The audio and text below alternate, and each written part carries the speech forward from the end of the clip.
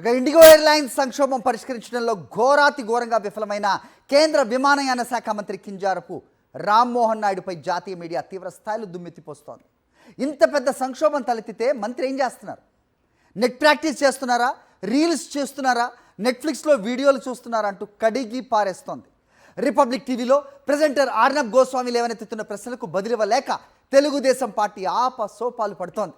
తొలుత రిపబ్లిక్ టీవీలో చర్చలో పాల్గొన్న దీపక్ రెడ్డి ఈ పరిస్థితిని నారా లోకేష్ ఎప్పటికప్పుడు మానిటర్ చేస్తున్నారు, ఇందుకోసం వార్ రూమ్ని కూడా ఏర్పాటు చేశారంటూ ఆయన చేసిన వ్యాఖ్యలతో జాతీయ స్థాయిలో టీడీపీ అభాసుపాలైంది. అతి చేస్తే అభాసుపాలవక తప్పదని నిరూపించింది. ఇక తర్వాత పట్టాభిరామ్ టర్న్. దీపక్ రెడ్డి తర్వాత ఆదివారం కొమారెడ్డి పట్టాభిరామ్ని పంపిస్తే దానికి రెండింతల పరాభవం పార్టీ మూటగట్టుకుంది. మనోడికి అసలు నోరు మామూలుగా ఉండదు, తెలిసిందే కదా.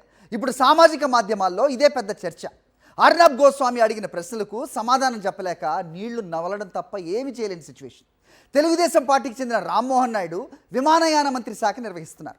ఆయన ఏం చేస్తున్నారు? నెట్ ప్రాక్టీస్ చేస్తున్నారా అంటూ పట్టాభిని సూటిగా ప్రశ్నించారు.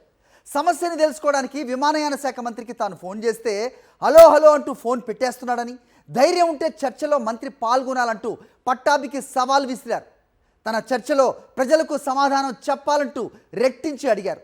వెంటనే పట్టాభి కలగజేసేసుకొని మంత్రి సమస్యను పరిష్కరించడానికి కృషి చేస్తున్నారు అనగానే, సమస్య పరిష్కారం అంటే కూర్చొని నెట్ఫ్లిక్స్ వీడియోలు చూడటమా అంటూ అర్నబ్ గాలి తీసేశారు. ప్రస్తుతం పరిస్థితి అదుపులోనే ఉంది అని పట్టాభి చెప్పగానే, అయితే మంత్రిని తన కాల్ లిఫ్ట్ చేయమనండి అంటూ అర్నబ్ సవాల్ విసిరారు. 2 రోజులుగా జాతీయ స్థాయిలో తెలుగుదేశం పార్టీ అప్రతిష్ట పాలు కావడంతో పాటు సామాజిక మాధ్యమాల్లో కూడా పరువు పోవడంతో ఆ పార్టీ నేతలు తలలు పట్టుకుంటున్నారు. ఇదే సిచ్యువేషన్ అయితే బయట దేశాల్లో ఎక్కడైనా జరిగితే కనుక ఆ సంబంధిత మినిస్టర్ అలాగే ఆ ఎయిర్లైన్ CEO ఇద్దరు కూడా రాజీనామా చేయాల్సిన సిచ్యువేషన్ ఉంటుంది. కానీ అది ఏది మన భారతదేశంలో ఉండదు. ఎందుకంటే రామ్మోహన్ నాయుడు అనే వ్యక్తి కూటమికి సంబంధించిన ఒక మంత్రి.